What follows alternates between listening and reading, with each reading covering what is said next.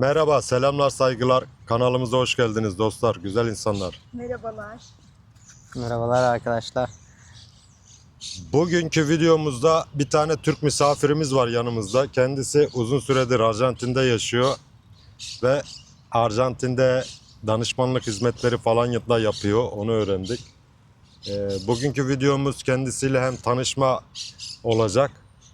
Birebir de size göstermek istedik. Hem de bu işleri nasıl yapıyor, Arjantin'e nasıl gelmiş, neden gelmiş, onları konuşacağız.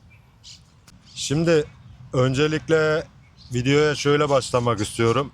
Yanımdaki arkadaşa bir ismini sorayım.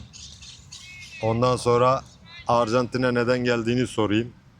Hem hayat hikayesini öğrenmiş olacağız. Hem de bu işler Arjantin'de nasıl yapılıyor, kolay mı, zor mu, onları detaylı bir şekilde bu videoda konuşacağız. Çok konuşacağımız konu var. Sabırla dinlemenizi istiyorum çünkü çok sorular var. Arjantin'de oturum ve vatandaşlık almayla ilgili. Bunları bu videoda detaylı bir şekilde anlatmış olacağız. Merak edenler videoyu sonuna kadar dinlerse bizim için de iyi olur, kendileri için de daha iyi olur. Çok şey öğrenmiş olur. Evet, sevgili hemşerim diyelim çünkü Türkiye'den gelmiş adam. Evet. İsminiz neydi? Kaan benim ismim. Evet, biz buraya Türkiye'den geldik. Yani ne zaman geldik? Öncelikle ondan başlayayım. Geçen sene geldik. Biz tam bir yıl oldu buraya geleli. Gelme sebebimiz de buraya gelen birçok Türk aile gibi doğum yapmak için. Yani bizim ikinci çocuğa artık eşim hamile olduğunu öğrenince biz yurt dışında bir doğum düşünüyorduk. Çünkü ilk çocukta imkanımız yoktu. Yani vaktimiz de yoktu, imkanımız da yoktu. Dedik ki hani ilk çocuk madem şey oldu hani yapamadık, en azından ikinci çocuk için bir avantaj olsun. Yani bir pasaport verebilelim kendisine. Güçlü bir pasaportu olsun. Tabii bunu düşünürken insan bazen de şey oluyor. Vicdan azabı gibi, yani ya öbür günün hiçbir şeyi olmayacak olayı. O zaman O da da ayrı bir soru. Öbür çocuk ne evet, olacak? yani yarın hani bize niye yapmadın dediği zaman cevap veremiyorsun. Hani ya imkanım Bak, o yoktu. soru çok güzel bir soru. Harbiden o nasıl olacak onu da Evet. bilmiyorum yani. Şimdi konu işte hazır oraya gelmişken biz araştırma içine girerken, yani doğumu yapacağımız ülkeyi araştırırken yani Allah'a şükür maddi durumumuz iyiydi yani bizim o zaman. Hani maddi olarak ben yıllarca çok çalıştım. Yeteri kadar, yani yurt dışında dünyanın herhangi bir ülkesinde doğum yapacak bir param vardı. Onu ayarlamıştık zaten ilk çocuktan sonra, özellikle bunun için bir ayrı yatırım yapmıştık. Neyse, tabii ki ilk başta Amerika vardı kafamızda. Amerika'nın her şeyi Herkesin güzel. hayali zaten o. Evet, yani Amerika, Kanada, bu ülkelerdir doğum deyince aslında ilk akla gelen. Evet. Önümüzde iki tane şey vardı. Birincisi vize alıp yani vize almak vardı. İkincisi de Amerika için bir bütçe ayarlamak gerekiyordu. Yani bütçeden ziyade hem vize konusu ve diğer en önemli bizim için aslında olan şey, Amerika'da çocuk doğduğu zaman o çocuk dışında hiç kimseye bir hak verilmiyor. Evet. Yani Amerika tamam diyor sana, yani doğan çocuğa hakkı vereyim. Yani o çocuk pasaport Amerikan vatandaşlığını alsın ama sen hiçbir şey alamazsın. Hatta seni istersem olan vizeni de iptal ederim. Çünkü sen buraya turist vizesiyle gelip doğum yapıyorsun. Bir nevi vizeni kötüye kullanıyorsun. Özellikle Trump sonrası şu anda bu sorunu çok sık yaşıyorlar. Ya vize alamıyorlar ya da vize alanlar gümrükte, yani Amerika'ya ulaştıklarında geri iade ediliyorlar. Yani hamile oldukları için. Bu son 2-3 yılın büyük bir yani aktif problemi. Abi, lafını bölüyorum. Ben geçen şöyle bir şey duydum. Doğum yapmak için tam da konusu böyle Evet. Amerika'ya gidiyorlar. Vizeleri falan her şeyleri var. Doğum için gidiyorlar belli ya. Evet. Havaalanından Amerika'ya girememişler, biliyor musun? Evet, Gümrük işte, polisi almamış. işte ondan Düşün bahsediyorum. yani. Hamile oraya gidiyor. Anne baba almıyorlar ya. Evet. Abi, Trump'tan sonra zaten çok şey değişti. Amerika artık zaten eskisi gibi değil ki yani. Evet. Şu an daha tehlikeli.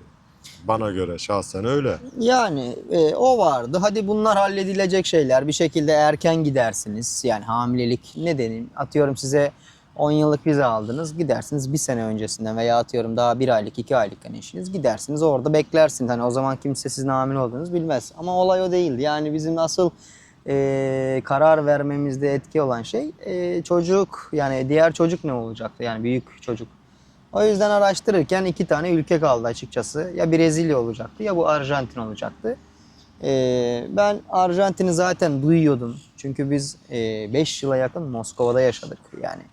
Ben Rus şeylerine de hakimim. Rusça ana dilim gibi, Türkçe gibi biliyorum. Pardon, sen Moskova'dan, Rusya'dan Tabii. buraya geldin değil mi? Türkiye'den değil. Yani şöyle Moskova'da yaşıyorduk, Türkiye'ye geldik. Bir yıl Türkiye'de yaşarken bebeği yani hamileliği öğrendik ve o zaman aslında biz ne Türkiye'den geldik buraya ama öncesi de vardı yani Türkiye'nin öncesi Çünkü de bunu var. niye sordum? Arjantin'de bayağı Rus var. Hatta yani şöyle söyleyeyim, bir Avrupa ülkesi tarzında böyle bir ülke olarak düşündüğünde yabancı olarak yani Aşırı en fazla. çok Rus vatandaşı var. Doğum için gelen Daha çok fazla, var. evet. Hani bunun dışında işte ne bileyim bir Alman zaten buraya doğum yapmaya gelmez ya da bir Hollanda niye vatandaşı, gelsin ki? İngiltere vatandaşı gelmez. Evet. Bunun bir pasaporta ihtiyacı yok. Evet.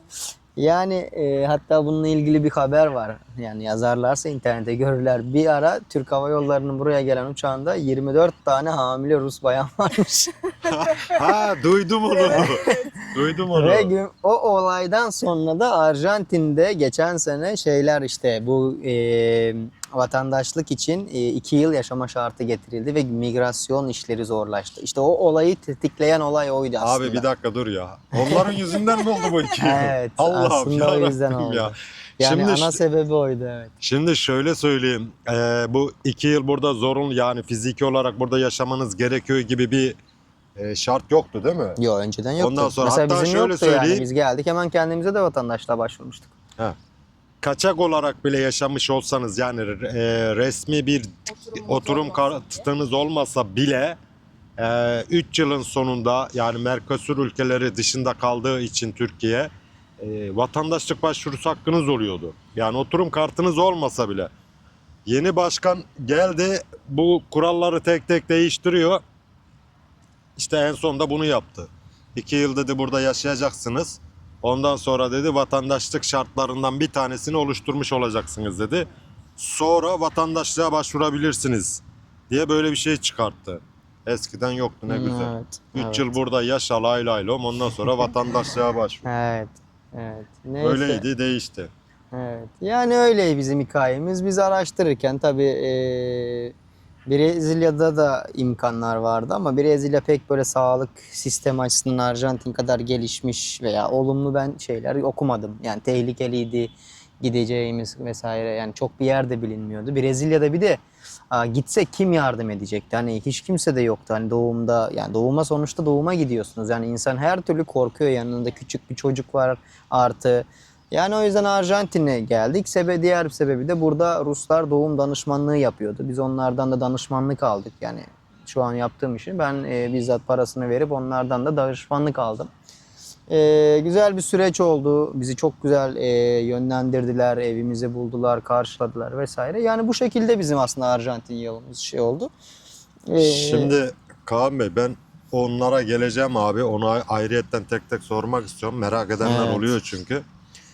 Şimdi az önce Kaan Bey konuşurken aklıma şu geldi. Ya işte Brezilya'nın tehlikeli olmasından falan bahsetti ya. Şimdi oradan kesinlikle bazıları yazacak, diyecek ki ya Arjantin çok mu güvenli? Evet. Brezilya'yı karalıyorum da işte bilmem ne de falan. Yani şahsi fikrimi söylüyorum. Eşim burada, Kaan Bey burada. Ben kendi şahsi fikrimi söylüyorum. Arjantin Brezilya'dan daha güvenli. Evet. Bana göre. Ya şu da var, yani şimdi şöyle, suçun sıklık oranından ziyade türü de var. Yani şimdi şöyle, Buenos Aires'te bak ben bir yıldır yaşıyorum. Ben böyle hırsızlık, işte o cepçilik, işte otobüste, metroda o cüzdan, para, telefon çalma gibi olaylar dışında böyle bir şey yaşamadım. Ama benim Brezilya'da, atıyorum São Paulo'da, Rio'da, yani ki bunlar Brezilya'nın en büyük şehirleridir. Evet. Gidin, ki gidenler de biliyor. Buraya gelen benim arkadaşlarım oldu orada, blogger arkadaşlarım oldu. Bizzat kendileri de anlatıyor ki videolarını da gördüm. Sokakta resmen 18 yaşının altındaki çocuklar uyuşturucu kullanıp sizden, yani hırsızlık olsun, İşte zaten kartellerin o şeydeki Rio'lar, onlar meşhur. Daha kaç ay önce, 2,5-3 ay önce kaç tane insan öldü silahlı çatışmada. Yani Favale diyorsun. Favale, Evet. polis, evet. Evet. Yani ben Arjantin'de mesela bunu daha ben genelden beri burada duymadım. Ha, burada da oluyordur silahlı araba soygunu ama Ben Buenos Aires'te mesela bir şey görmedim böyle bir şey. Hani bu kuzeyde sınır bölgelerinde var. Arjantin'de çok tehlikeli yerleri var ama bizim orada işimiz yok. Olay o zaten. Ya abi ne dersen de Brezilya'dan daha güvenli. Tabii O canım. tehlikeli dediğin yerler bile Brezilya'nın yanında Tabii, gölge tabii. kalır. Tabii o Yani. İnsanların şehirdeki düşüncesi hani burada da karteller var olarak görüyorlar. Ve sürekli sokaklarda insan öldürülüyor gibi empoze edilmiş herhalde. Çünkü insanlar hep aynı şeyi yiyor. Evet. Oraya geldiğimizde kartellerin kucağına mı düşelim? Evet. Ya Evet. şöyle bir de yani bunu aileler, anne babalar daha iyi anlar. Hiçbir anne baba çocuğunu kendini güvende hissetmediği yerde kalmaz, yaşamaz. Kesinlikle öyle. Ben küçücük 2 tane çocukla burada yaşıyorsam demek ki kendimi güvende hissediyorumdur. Yani bunun ben burada olmasam niye ben paramla rezil olayım da yaşayayım? Aynen Giderim öyle. Avrupa'ya veya atıyorum başka bir ülkeye. Kendimi Aynen. daha hani insanların evet internette çünkü çok kirli bilgi var. Evet burası hiç suç olmayan bir yer değil ama yani bir Brezilya ile kıyaslanmaz bile yani hani. Evet dostlar, şimdi biz şahsi fikirlerimizi söyledik. Biz 3 yıldır burada yaşıyoruz. Kaan Bey 1 yılı falan geçmiş burada. Arjantin böyle anlatıldığı gibi, ya baştan ben şunu söyleyeyim, yine Arjantin yani özellikle Buenos Aires yani Latin Amerika ülkesi değil aslında. Yani işte bir Kolombiya, bir işte ne bileyim Venezuela falan gibi görmeyin yani. Arjantin gerçekten farklı. Ve güvenlik olarak da gittikçe de çok iyiye gidiyor. Her sokakta polis var, her mahallede polisler var. Eskiden şöyle söyleyeyim, uzatmayayım. Polis aradığın zaman hiç dikkate almıyorlardı. Hiç, gitti yani, ne çalındıysa ya da başına ne iş geldiyse ilgilenmiyordu bile. Ama şu an polis ilgilenmek zorunda kalıyor. Çünkü öyle bir şey vermiş ki yeni başkan böyle. Özellikle turistler üzerine falan. Yani neticede Arjantin'de ailenizle birlikte çok rahat bir şekilde yaşayabilirsiniz. Bunu bir dert etmeyin. Öncelikle onu bir söylemek istiyorum. Bunun dışında Kaan Bey kendisi burada Arjantin'de yaşadıktan sonra o doğum vatandaşlığı hizmetini kendisi de almış. Anlattı zaten.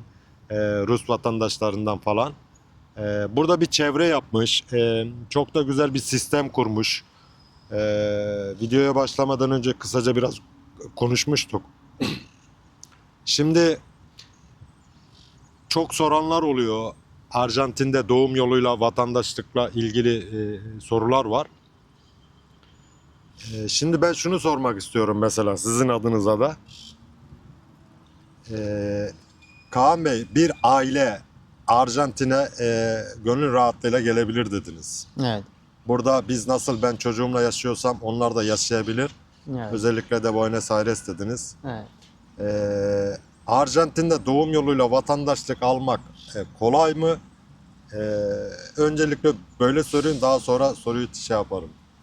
Şimdi şöyle anlatayım. Yani kolay mıdan ziyade aynı Amerika'da, Kanada'da olduğu gibi toprak hakkı yani Russoli dediğimiz Arjantin'de dünyaya gelen her bebek koşulsuz, şartsız yani hiçbir koşul şart aranmaksızın otomatik olarak zaten Arjantin vatandaşı olarak doğuyor. Yani çocuğun aslında ana vatanı burası. Ve buradayken de Türk vatandaşlığını yani çifte vatandaşlığı tescil ettirip çocuk iki çift vatandaş oluyor aslında. Yani kolay mı zor mu dediğiniz ya şöyle söyleyeyim. Biraz birikimi, imkanı ve planını yaptıysanız burada lazım olacak tek şey birazcık maddiyat. Yani kolay mı derken şunu doğum yapmak yani He. fiziksel doğum yapmaktan bahsetme, Şimdi süreç var ya, süreç. Yani süreç var Süreç tabii. çok baş Çünkü- ağrıtan bir süreç mi yani, o Bir anlamda şey var, sordum. bu son Evet. zamanlarda sosyal medyalarda görüyoruz işte doğar doğmaz tamam bebek vatandaş oluyor ama aile olarak da vatandaş oluyorsunuz diye bir pazarlama stratejisi var. Hayır. Doğar çocuk doğar doğmaz anne baba da vatandaşlığını alabiliyor mu? Hayır. Yani bu tamamen evet. Şu özellikle son zamanlarda çok böyle burada yeni insanlar türedi. Ve ben yani hepimiz görüyoruzdur. İlla ki belki izleyicilere de denk gelmiştir. Yani bunlar tamamen sosyal medyada izleyici takibi, görüntü alabilmek için satılan hayaller diyeyim. Hayal pazarlaması. Şimdi şöyle arkadaşlar 21. yüzyılda yaşıyoruz ve şu an hepimizin elinde telefon var, internet var. Yani Arjantin'deki yasalar çok açık ve net. doğum yapmış, yani doğum yoluyla, pasif gelir yoluyla, üniversite okuyarak vesaire vesaire hiç istisnasız ve kesintisiz fark etmeksizin Arjantin vatandaşlığını anne ve babanın alabilmesi için veya varsa 18 yaşından büyük kardeşinin alabilmesi için öncelikle Arjantin'de oturum izniyle, bakın bu da çok önemli bir şey. Oturum izni, yani deneyiyle, oturum izniyle 2 yıl önce yaşamak zorunda. Ve bu kesintisiz, yani bir gün bile çıkamazsınız dışarıya. Şu anda bu şekilde geçiyor. Tabii bu yasanın daha yazılı olarak şeyleri yok. Onu da yakın zamanda paylaşacak hükümet. Yani yasayı çıkaran kurumlar. O zaman daha net herkes öğrenecek. Yani öyle anne baba da hemen 3 ayda vatandaş oluyor. Anne baba da 2 senede hemen vatandaş oluyor değil. Arkadaşlar sadece 2 sene yaşama zaten zorunluluğu var. Hani cebinize banko 2 yılı bir koyun. Siz de biliyorsunuz ki Arjantin'de şu anda oturum almak kaç ayı sürebiliyor. Yani şöyle geldiğiniz günden itibaren hemen o 2 seneyi saymaya başlamıyorlar. Evet. Bakın, İşlem evet. süresi var. Şimdi sıraya alıyor seni. O sıran sana gelecek. Sonra evrakların işleme girecek, incelenecek, onay verecek. Abi araya ben de gireyim. O aradaki o süreç yaklaşık şu an son güncellemenin 5-6 ayı buluyor. Yani o aslında o 5-6 ay sizin o 2 yılınıza dahil değil. Bir nevi çöp oluyor. Evet, yani çöp. 2 yıl Çöp. çöp oluyor. 2 yıl hani insanlara şöyle pazarlanıyor. Ben 2 yılı dolduracağım. Hemen elime pasaportu verecekler. Evet, maalesef hayal satarken böyle satılıyor. Böyle bir dünya yok ama insanlar da herhalde bakıyordur, araştırıyordur, ya soruyordur. En kötü işte siz ne güzel videolar yayınlıyorsunuz, anlatıyorsunuz yani güncel durumlar olsun vesaire. Yani şöyle geldiniz diyelim, zaten önce bir hamilesiniz. Yani oturum alabilmeniz için bir dayanak olacak. Yani siz neyle almaya geldiniz? Çocuk üzerinden. Önce bir doğurun. Yani bir zahmet bir çocuğu bir doğurun. Kendinize bir oturumu alın. Oturumu alırken de yani şöyle önce doğumu bir atlatacaksınız. Çocuğun kimliği gelecek daha sonra, yani o deneyi kartı. O da 1,5-2 ay falan bulabiliyor yani. Hani şimdi bu sürelerin hepsi çöp olarak geçiyor dediğiniz gibi. Yani bunların hiçbir sayılmayacak 2 yıldan. Sonra siz kendinize oturum başvurusu yapacaksınız. Anne ve baba aile birleşimi yasasından dolayı. Siz de bu başvuruyu yaptıktan sonra migrasyona, yani göç idaresine, migrasyon sizin dosyanızı değerlendirecek. Yani sunduğunuz sabıka kaydı, evlilik belgeniz, bebeğin evrakları, sizin işte diğer isteyeceği ekstra yani evet. Evraklar yani diyelim. Evet. Hadi aldı diyelim, okey. Ve sizin orada önce bir dosyanız inceleniyor. Bu 3 ay olur, 5 ay olur, 6 ay olur, 8 ay olur. Bunun süresi yok. Ve siz size bu evraklar incelenirken geçici bir oturum şeyi veriyor, belgesi veriyor. Siz bunu her 3 ayda veya 2 ayda bir yenileyip duruyorsunuz. Eğer daha dosyanız karara bağlanmadıysa. Hadi iyi bakalım, 3 ay sonra bitti diyelim, oturumunuzu, hani kararınız çıktı, oturum alabilirsiniz diye. Sizin artık o tarih, yani kararın çıktığı tarihten itibaren 2 yıl kesintisiz burada yaşamanız gerekiyor. İşte asıl gerçek bu. Yani öyle geldik, 2 yıl kaldık, gelir gelmez ayak bastık Arjantin'e. Yok, öyle bir dünya yok. Aslında bunu muhtemelen şey yapıyor. Hala eski bilgileri pazarlıyorlar. Evet. Çünkü eskiden öyleymiş ya, ülkeye ayak bastığın anı İşte baz bizler gibi alıyorlarmış. yani. Evet. O kadar da değil ama yine de zaman alıyordu. Şimdi daha çok zaman alıyor. Evet. Yani işlemi alma süreleri ve incelenme süresi Evet. ki bir de şu an migrasyon ofislerinde de bir değişme var. evet, şu anda vatandaşlık dosyaları migrasyona geçti. Yani mahkemeler bakıyordu. Şu an migrasyon, göç idaresi bakıyor. Ve şu an yani migrasyondaki o kurumlar, yani göç idaresi kendisi bile aslında tam olarak neyi nasıl olacak bilmiyorlar. Kendileri bunları benim avukatlarım var burada çalıştığım. Bu avukatlar sürekli buralarda. Yani bunlardan aldığım bilgiler, duyumlardan da aktarıyorum bazen kendimde. Hani ya şöyle bakın, hani lafı toplamak bakımından bir anne babanın Arjantin'de doğum yapıp kendisi için vatandaşlık alması için en az 4 sene koysunlar. En az. Yani kimseyi hayal satmaya gerek yok, kandırmaya gerek yok. Neyse onu anlatın. Bunu göze alıp geliyorsa aileler zaten gelsin. Bize gelen aileler genellikle çocukları için geliyor. Yani kendisinden ziyade benim çocuğum kurtulsun, gelelim doğumumuzu yapalım. Detaylarını anlatacağız zaten ilerleyen şeylerde. Doğumu yapalım.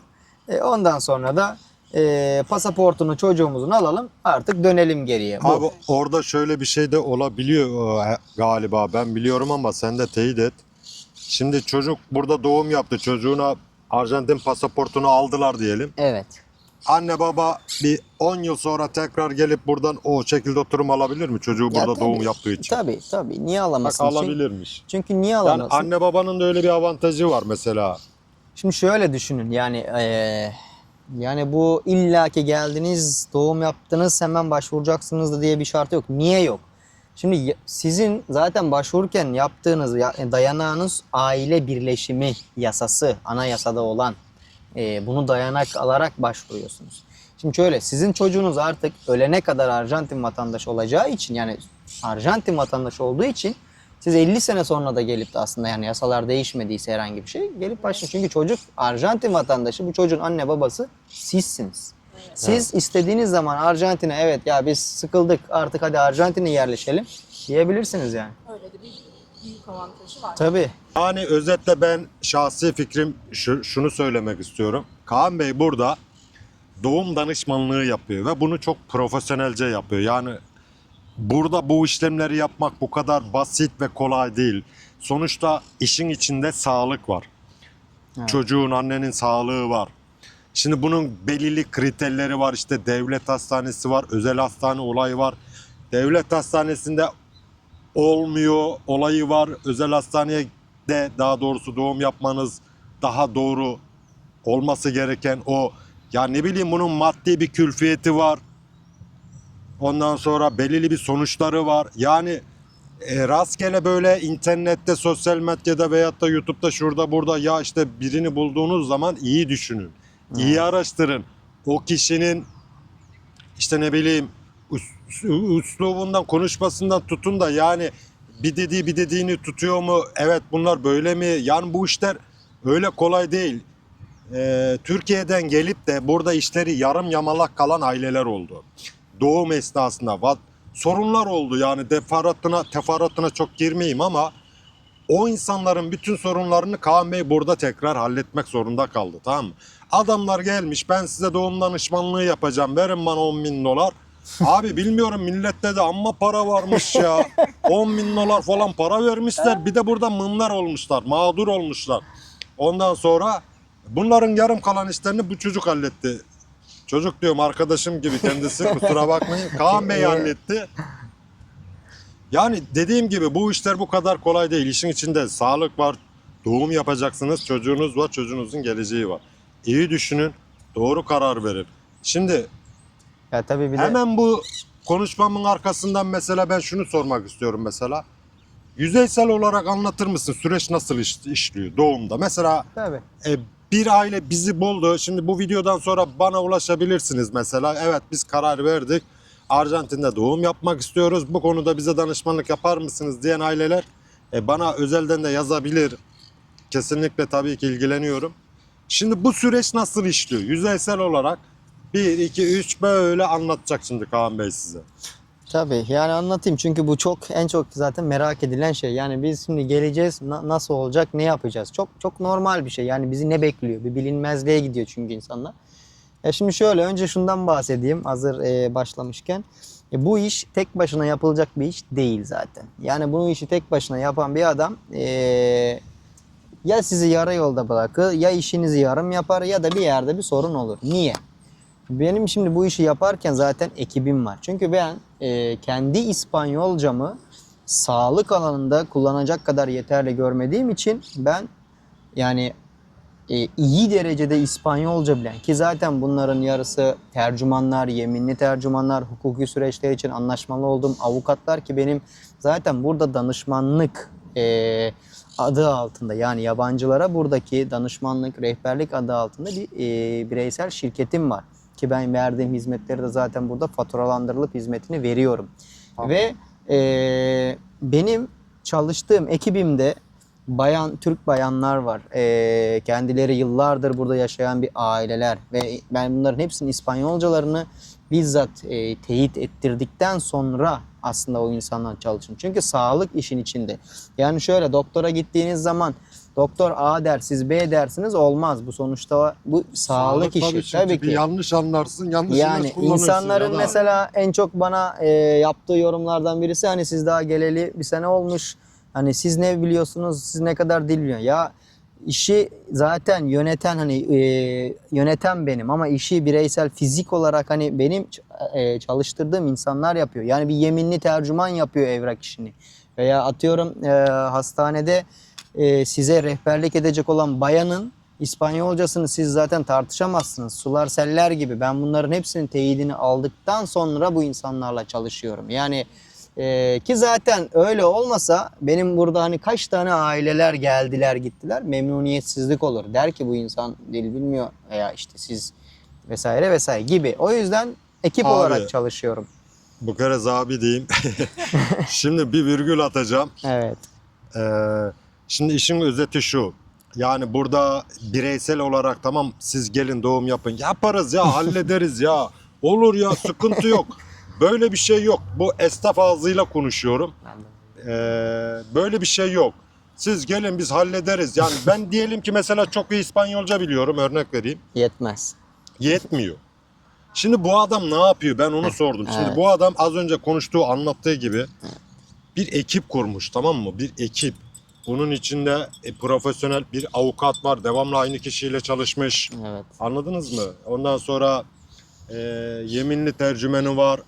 Evrak işleriniz yapılacak. İşte profesyonel, şöyle güzel giyimli, ben gördüm adamı. Bir tane böyle gidiyor sizi havaalanından alıyor, bir VIP böyle hizmet var. Yani bak, havaalanına kadar size gidiyor. Siz geliyorsunuz havaalanından, bu adam sizi aile olarak alıyor. Yanlış mıyım? Tabii evine kadar Evinizi kontrol buluyor, ediyoruz. evinizi kontrol ediyor. Siz eve yerleşmeden önce bu adam gidiyor. Evet. Evi bir kontrol ediyor. Evde tuvalet kağıdınız var mı yok mu? Peçeteniz var mı yok Temiz mu? mi, Ev değil temiz mi? mi? Güvenli Silinmiş mi? Hani aile gelecek ya. Ya bütün bu ince ayrıntısına kadar kontrol ediyor. Hallediyor. Anahtarı da alıyor. Aile havaalanından eve gelene kadar eşlik gidiyor. VIP serviste geliyor, eve yerleştiriyor. Ondan sonra siz birkaç gün diyor bir kafanızı dinleyin, bir kendinize gelin. Yeni geldiniz, yol yorgunusunuz. Sonra tekrar buluşuruz. Sonra hastane işleri başlıyor. Süreç böyle işliyor. Ben dinlemiştim daha önce kendisinden nasıl yaptığıyla ilgili. İşte dediğim gibi bir kişi çıkıyor, işte atıyorum, diyorum ki ben diyor doğum danışmanlığı yapıyorum. Ya kardeşim, bu çocuk oyuncağı değil. Lütfen sevgili hemşerilerim, sevgili Türk vatandaşları. Bu işler kolay değil. Lütfen iyi düşünün, mantıklı düşünün. Çocuk oyuncağı değil. Ona göre karar verin. Yani biletinizi alacaksınız, geleceksiniz, bizimle iletişime geçeceksiniz. Profesyonel bir şekilde hizmet alacaksınız. Hiç başınız ağrımayacak. Hiç evrak işleriyle uğraşmayacaksınız. Hiçbir şey yapmayacaksınız. Siz anne baba olarak, anne kendi sağlığını, baba anneyi düşünerek nasıl doğum yaparım, doğumum nasıl geçer, endişe yapacaksanız bunu yapın. Bunun dışındaki bütün sorunları Kaan Bey burada hallediyor. Kafanız rahat olsun. Evet. Ben bunu bizzat Kaan Bey'in yanında durarak bunu tecrübe ettim, gördüm, yaşadım. Neredeyse benim doğum yapasım geldi ya. Adam öyle bir hizmet veriyor ki hiçbir sorun yok yani. Evet dostlar, şimdi süreci tekrar bir özetlemek istiyorum. Ben özetlemeyeyim. Kaan Bey bir kendisi anlatsın. Üstünden geçelim tekrar. Ben anlattım. Bir de kendisi anlatsın. Süreç nasıl işliyor? Doğum yoluyla. Vatandaşlık nasıl alınıyor? Nasıl yapıyor? Onu şöyle bir yüzeysel anlatsın. Ondan sonra başka konuya geçeceğiz.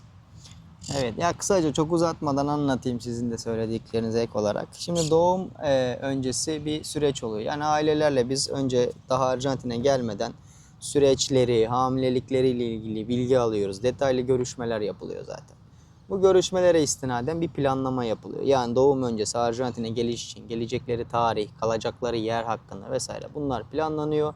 Ve her şeyi hazırlanınca yanında tabii ki biz detaylı bilgilendirirken neler getirilmesi lazım vesaire. Yani annenin burada ihtiyacı olabileceği, burada bulamayacağı veya bulsa da çok daha pahalıya alacağı şeylere kadar aslında düşünüyoruz.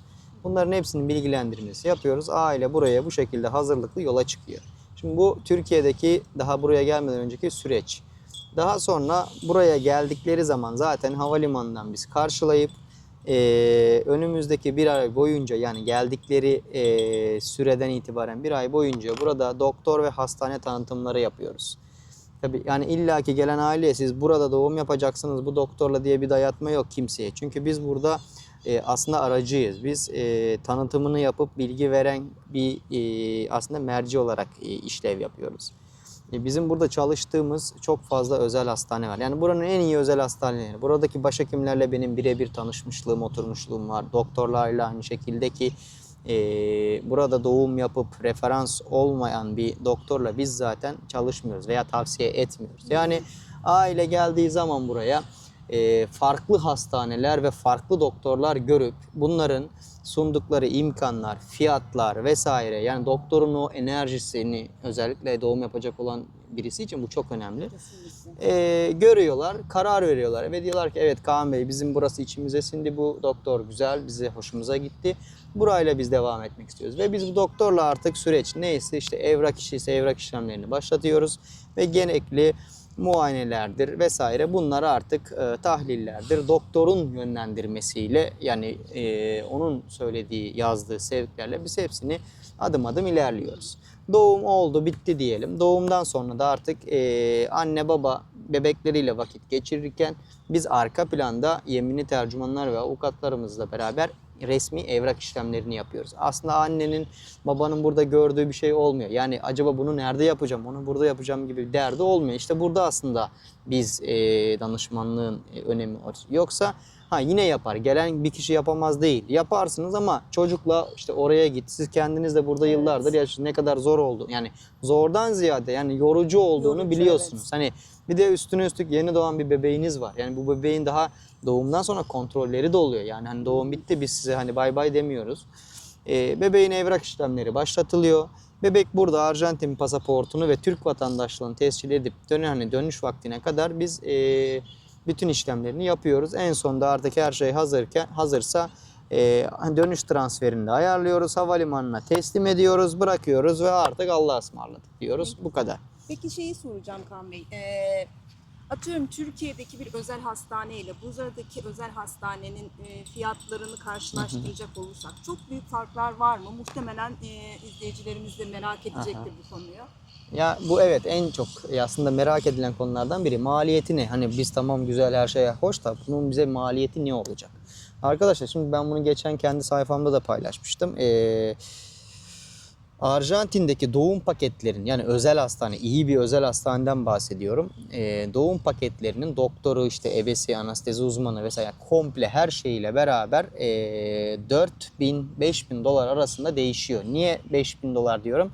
Çünkü doğum Türkiye'de olduğu gibi normal doğumla sezaryen doğumun ücreti aynı değildir. Sezaryen biraz daha pahalı. Yani tavan rakamlar genelde 5-5.500 doları geçmez. Yani Türkiye'deki bu 4.000-5.000 doları TL'ye çevirdiğimiz zaman 250.000-300.000 arası bir fiyat yapıyor. Belki Türkiye'de 200.000'dir, 150.000'dir ama olay zaten burada hani o 50-100.000 değil. Yani Aynen.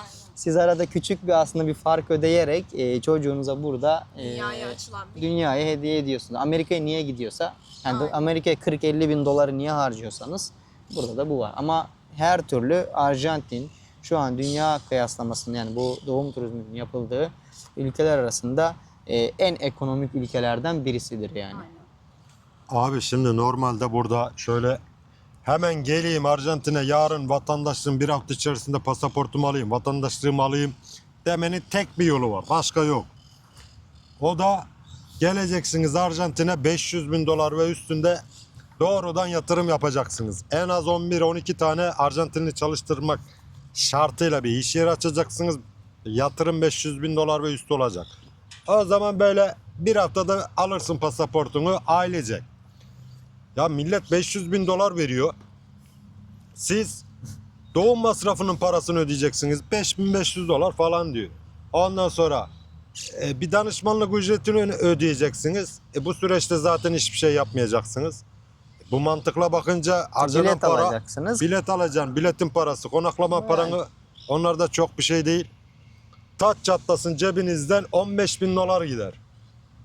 Çok bir para değil ki 500.000, 600.000 doların yanında. Ve dünya vatandaşı olacak çocuğunuz ve şartları kabul eder burada yaşarsanız siz de keza öyle. Ondan sonra pasaportunu aldıktan sonra istediğin ülkeye git. Almanya'ya git, İngiltere'ye git, Hollanda'ya git. Abi bir tane bilet alacaksın, gireceksin internete. Hollanda'ya bilet alacaksın. Bundan güzel bir şey var mı ya? Biletini alacaksın, Arjantin pasaportunu vereceksin, bineceğin uçağa gideceksin. Ne Schengen'le uğraşacaksın, ne vizeyle uğraşacaksın. Türkiye'de malum Schengen vizesini zaten alamıyorsunuz. Vermiyorlar, artı bir sürü stresi ve zamanını yiyor, paranı yiyor. Abi 15-20 bin dolar burada harcamak, yani toplam genel maliyetten en fazladan bahsediyorum. Çok bir para değil ya, mantıklı baktığın zaman, şöyle düşündüğün zaman. Hem kendinizin hem de çocuğunuzun hayatını kurtarıyorsunuz. Bundan güzel bir şey var mı? 2 tane ülken oluyor. Siz bunları İngiltere'ye gidip yapamazsınız. Videonun başlarında Kaan Bey de söyledi. Amerika'da yapamazsınız. Almanya'da yapamazsınız. Bundan kolay neresi kalıyor geriye? Brezilya'da güvenlik şu bu falan dedik, yapamazsınız. Bir Portekiz'den bahsediyor. Bizim Türkler var oraya gidenler. O da 3 yıl falandı kalmanız gereken yasal süre. 7 yıla falan çıktı herhalde Portekiz'de de. Geriye Arjantin kalıyor. 2 yıl burada yaşayacaksınız. 1 yıl da üstüne koy. 3 yıl, yetişkinler için bahsediyorum. Pasaport alacaksınız. Başka alternatif kalmıyor. Bence bu anlattıklarımızı iyi dinleyin. Şöyle gerçekten samimi şekilde dinleyin. Ona göre karar verin. İlerledikçe, zaman ilerledikçe şartlar da değişebiliyor. İyi düşünün. Elinizi de çabuk tutun. Bence burası başkanlık sistemiyle yönetilen bir ülke. Tıpkı Amerika gibi. Hatta bizim Türkiye'deki yönetim şekli de çok benziyor. Bizim yeni başkan çıkıyor, bir kararname imzalıyor. Yarın bir şeyi değiştirebilir. Bunlar olmadan, vakit varken doğum yoluyla, işte eğitim yoluyla, en kolay yollardan bahsediyorum. Vatandaşlık sürecini başlatın, alın. Benim şahsi fikrim bu. Edindiğim 3 yılın sonundaki tecrübe bu. Diyeceklerim bu kadar. Gerisi artık sizde. Evet dostlar, güzel insanlar. Ben söyleyeceğimi söyledim. Benim anlatacaklarım, söyleyeceklerim bu kadardı. Video çok uzamasın. Kaan Bey de son fikrini söylesin, eşim de söylesin şimdi. Kaan Bey'e vermeden önce şunu söylemek istiyorum. Yorumlarınız, sorularınız olursa videonun altına da yapın. İsterseniz bizim Instagram hesabından özelden bize de yazabilirsiniz. Evet Kaan Bey. Evet, Ne yani yapıyoruz? son olarak şunu söyleyip kapatabiliriz. Yani şu anda günümüz şartlarında böyle bir imkan varken dediğiniz çok doğru. Çünkü burada yarın bir karar daha alınır ve bu işlemlerin de hani önüne geçen doğumla vatandaşlık olaylar da bitebilir. O yüzden hamile olan, bebek düşünen yakın zamanda varsa bu videoyu da izlerse de tanıdığı olur, eşi dostu olur. En azından bir fikir sahibi olsunlar, bilsinler. Çünkü çok az insan Arjantin'i biliyor. Yani hele Arjantin'deki doğum yoluyla vatandaşlığı bilen ben çok insan olduğunu sanmıyorum. Mantıklı, bütçeye uygun, yani cep yakmayan masraflarla burada çocuğunuza yeni bir, yani güzel bir, garanti bir gelecek sağlayabilirsiniz. Dünyanın nereye gideceği belli olmuyor. Şu anda görüyorsunuz zaten, her yer yanıyor. O yüzden Aynen. her zaman bir ikinci B planı olarak çocuğun yarın üniversiteye başlar ama üniversiteye gidecek, vizeyi alamaz. Ben bunları da çok duydum. Yani Evet. ama pasaportu olduğu zaman atlar Almanya'daki en iyi üniversiteye de gider. Hiç kim niye geldin demez. Veya İngiltere'ye de bir üniversiteden kabul almıştır çocuk. Yani bu ileriyi düşüneceksiniz biraz. Ama İngiltere vizesi vermez ki, ben bunları duyuyorum. Sanatçılara bile vermiyorlar. Vermiyor. Konseri var adamın, sanatçıya vermiyor vizeyi. Özellikle şu ara mesela İtalya'da öğrenciler hali hazırda onaylanmış üniversite kabul belgeleriyle birlikte konsolosluğa gidiyorlar. Ona rağmen vize Evet. verilmiyor. İşte. Hani İşte bütün bunların hepsini bir pasaport çözüyor. Düşünebiliyor musunuz? Bak, gireceksin abi şuradan internette İngiltere'ye. İngiltere'den bahsediyorum. evet. Almanya'dan bahsediyorum. Biletini alacaksın. Gideceksin. İstanbul'dan Ankara'ya gidiyormuş gibi Evet. gideceksin. Değmez mi 20 bin dolara? Yani ben maksimum Maksimum söylüyorum. buradaki Değmez mi? yaşam Ha şekli. değişir. Yarın bir gün dediğimizde örnek vereyim. Ne değişir? Mesela 2 yıl burada fiziki kalmanız gerekiyor kuralı var ya. Önceden nasıl yoktu? Evet. Onu Portekiz'de olduğu gibi tutar da 5 yıl yapar. Aynen. 7 yıl yapabilir. Evet. Abi 7 yıl ben orada yaşamak istemiyorum diyebilirsiniz. Ama 2 yıl çok Niye? uzun bir süre değil. Geçiyor bir Göz açıp şekilde. kapayıncaya Evet. kadar geçiyor. Hatta bu yaz nasıl geçti ben onu anlamadım. Böyle göz açıp kapayıncaya kadar yaz geçti. Evet. Videoyu izlediğiniz için çok teşekkür ediyorum. Yorum yapmayı, beğenmeyi ve abone olmayı unutmayın. Çok klasik bir laf ama söylemeden de olmuyor. Ondan sonra özel olarak dediğim gibi sorularınız olursa da memnuniyetle sorularınızı cevaplarız. Görüşmek üzere. Kendinize iyi bakın. Hoşçakalın. Hoşçakalın.